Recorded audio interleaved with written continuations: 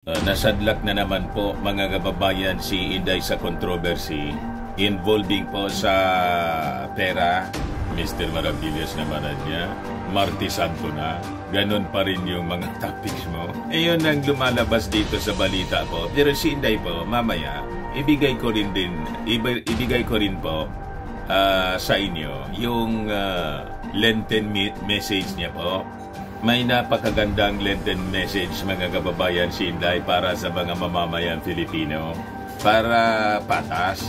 Pero itong kwento mga kababayan ng paggamit ng nagbabagang mga balita at pagtalakay sa mga isyu ng lipunan. Bulsa, opinyon, banat at paglalantad sa katotohanan. Bulsa, what you see is what you get. You decide. 7 billion po. Si Win Gatchalian mga kababayan yung nagbulgar. Win flags more than 7 billion SHS voucher program funds spent on non-poor beneficiaries. Hindi man po mga pobre yun ang kinabang, mga kababayan. Sa kabaga niya, Mr. Maravillas, talagang may pattern si Inday pagdating sa paggastos ng pera. May pattern po. Yung records po ni Inday, pagdating sa paggamit ng pondo ng gobyerno, na laging napaflag. Mula nung mayor pa siya po, mga kababayan ng Davao, may ganun ang reputasyon si Inday pala. Ano niya, Mr. Maravillas, ang ebidensya mo?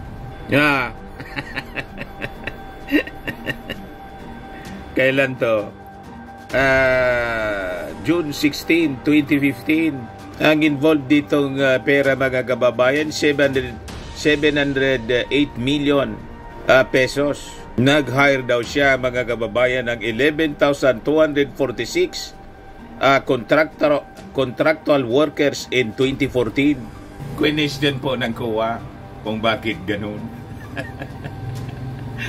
You see, dito naman mga kababayan, yung pag-spend ng 7 billion na kwarta ng gobyerno, napunta po sa mga non-poor, hindi man pobre, nga dapat sana mga kababayan, yun ang intensyon ng programa sana, napunta po sa mga hindi man dapat. Kaya sabi po ni Win Gatchalian, Senator Win Gatchalian, sa akin na niya, it is a wastage and leakage.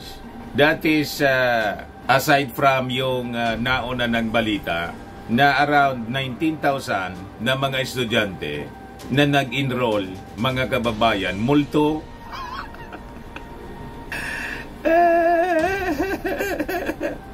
Pati yung mga multo nag-eskwela na po, gusto nang mag-aral.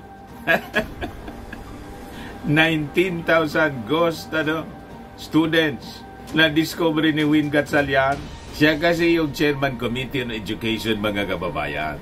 Grabe pala na niya, Mr. Maravillas, ang mga milagro na nangyayari sa sa Department of Education. Yun po mga kababayan ang lumalabas ngayon sa mga kwento. But before ko mga kababayan ibigay sa inyo yung full story, click subscribe muna dito sa ating YouTube channel and hit the notification bell para lagi po kayong updated sa mga kaganapan dito sa ating bansa. Like and share na rin po ninyo ng ating video. At huwag na rin po ninyo na skip yung ating mga commercial ads para tuloy-tuloy lang ang pag-unlad ng bagong Pilipinas. Sa mga naghanap ng malinis and spacious fitness gym, punta lang po kayo sa aming Colossal Fitness Gym. We also offer Grab Car Rental with our brand new 2023 model ng Toyota Innova. We also accept booking for those who are planning to travel via PAL, Cebu Pacific and other airline companies, local and international. And bills payment for Meralco bills, Aleco bills sa Albay, PLDT, etc. Ang Colossal Fitness Gym is located at 3rd floor Security Bank Building, Landco Business Park, Legazpi City, Albay. For inquiries, look for Chilon Maravillas, contact number 0966-802-0949. Ito yung aming Innova. Lagi na pong matao sa amin. Na-set up na rin po yung mga bago naming gym equipments. May treadmill na rin po kami. Ito naman po yung bago naming product na binibenta online. Eye Glow Serum, whitening po siya. Tingnan ninyo yung epekto sa aking anak na architect before and now. Yung mga inquiries po ninyo, dumiretso na lang kayo sa kanyang Facebook account, Riz Maravillas. Ito naman po, Firmax Firming and Lifting Cream. Pinapahid po sa mga pulses and affected area. Mainam po siya sa paninigas ng mga kaso-kasuan at mga pains. Ito naman po, Automax Radiant Serum. Sa mukha naman yung application. Anti-aging po siya. You will look 10 years younger than your age. Sa mga cancer patients naman po, try ninyo po itong Ningxia Red Mix Fruit Drink. Hindi man po siya gamot, food supplement siya. Kaya lang, gawa siya mga kababayan sa goji berry. Yung goji berry may anti-cancer properties. Yung mga inquiries ninyo, dumiretso na lang kayo sa aming messenger sa Facebook para masagot namin agad po. Ayos na Mr. Maravillas. So, balikan natin mga kababayan yung kwento tungkol dito sa 7 billion na sabi ni Win Gatchalian, it is a waste of money, a leakage and a wastage of fund. Kasi hindi man po napunta sa mga intended beneficiaries para yon sa mga mahihirap. So, ganon kalawsi ngayon mga kababayan ang Department of Education. Pero niya Mr. Maravillas laging number 1 sa trust rating si Inday. Number 1 nga po, kaya nga nagtataka ang napakarami nating mga kababayan kung totoo ba talaga yung mga pasurvey kay Inday. Parang hindi tumutugma po sa actual niya pong performance bilang DepEd Secretary. Di ba? Madaling sabi, kaduda-duda po. Anomalous. Anomalous, irregular po. Naming sablay po, mga kababayan sa kanyang pamamalakad sa DepEd. 7 billion senior high vouchers. Napunta po sa hindi man mga mahihirap, non-poor. Sabi dyan sa balita, aside from around 19,000 ghost or undocumented students receiving government assistance, more than 7 billion pesos was spent on non-poor beneficiaries of the senior high school voucher program or HSBP. Sabi po ni Senator Sherwin Gatchalian, ganon mga kababayan ngayon sa Department of Education. Ano niya, Mr. Maravillas? Di mangyari yung mga ganon na parang nakasanayan na. Nakasanayan po. May pattern po siya eh. Para lang anya Mr. Maravillas yung 125 million na confidential funds na nilunok. Doon lang po sa 19,000 undocumented, mga ghost students, talagang kaduda-duda po ang mga nangyayari. Parang sinadya mga kababayan talaga, dinisinyo. Kasi pag hindi po sinasadya, siguro by the hundreds, mapagpapasensyahan natin. Na baka na-overlook lang, hindi sinasadya. Pero kung magkaroon ka ng 19,000 ghost students po, undocumented na mga estudyante, masasabi natin, intentional na talaga po. Dinisinyo. It is engineered. Di ba? Ganun agad yung iisipin mo. At dito naman po, imagine 7 billion yung involved na pera mga kababayan.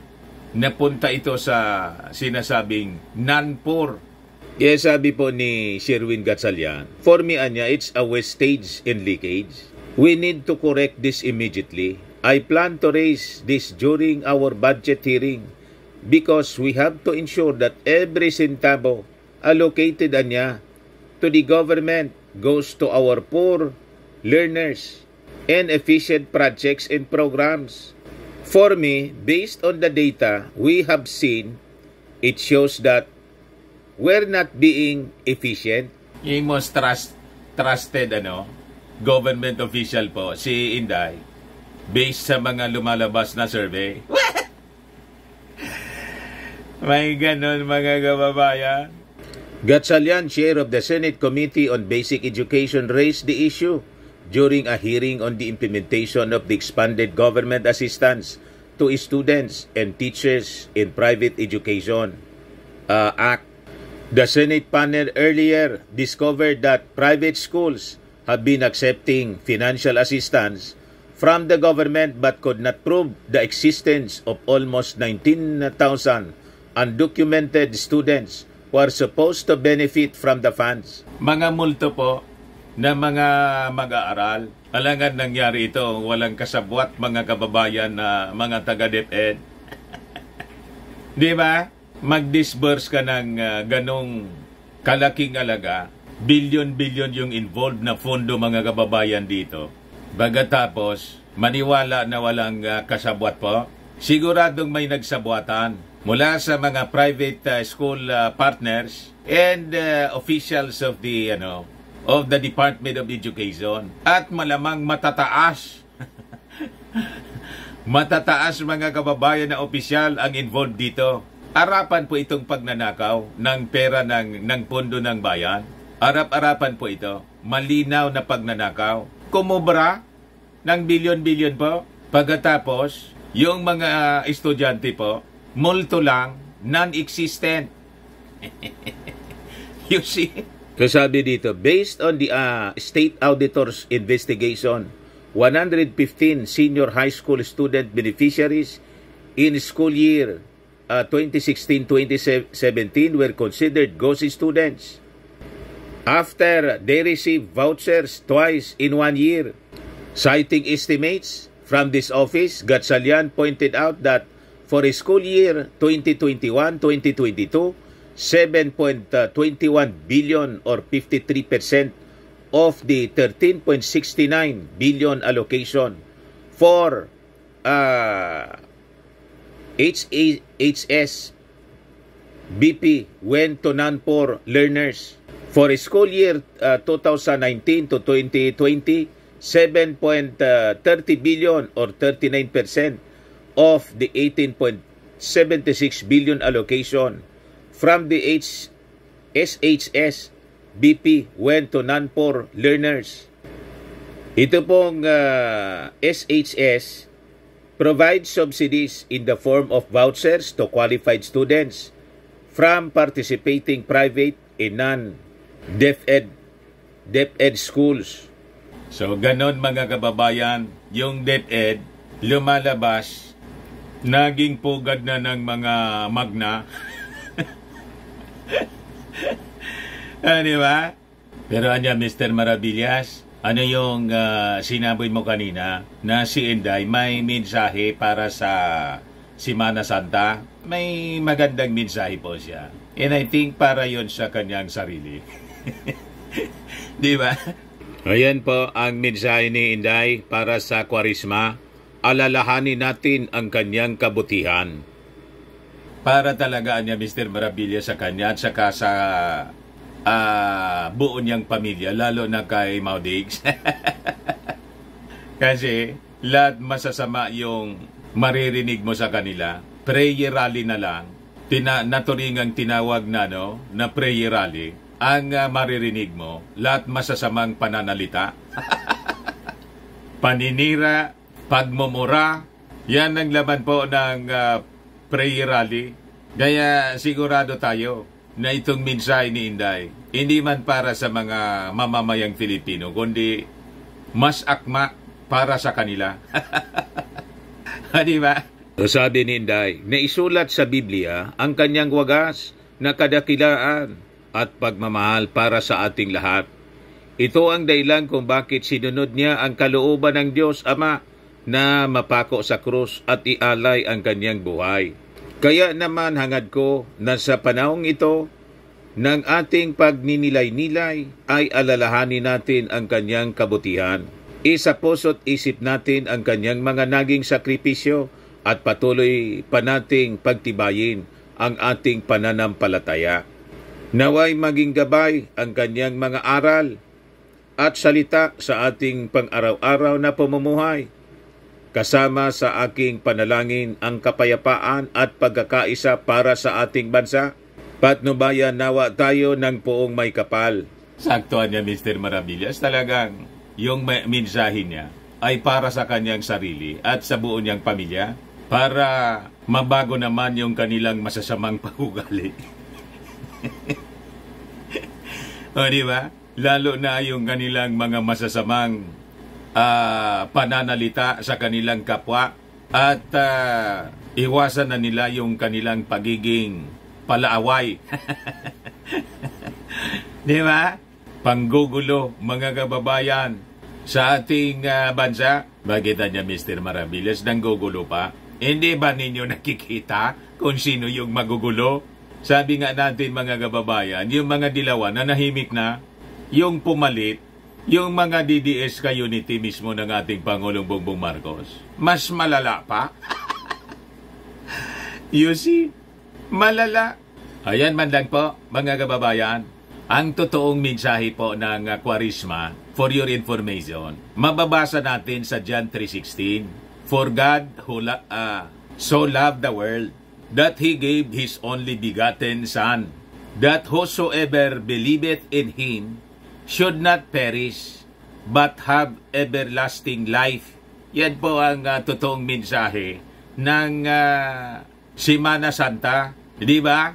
Maririnig natin sa mga politiko kung ano-ano mga mensahe, pati sa mga kung sino-sino. Hindi po matumbok nila ang totoong mensahe ng Kwaresma, ng Biyernes Santo, ng Semana Santa. Yun po ang pinakang mensahe. Nakasulat po sa John 3:16. For God so loved the world that He gave His only begotten Son, that whosoever believeth in Him should not perish, but have everlasting life.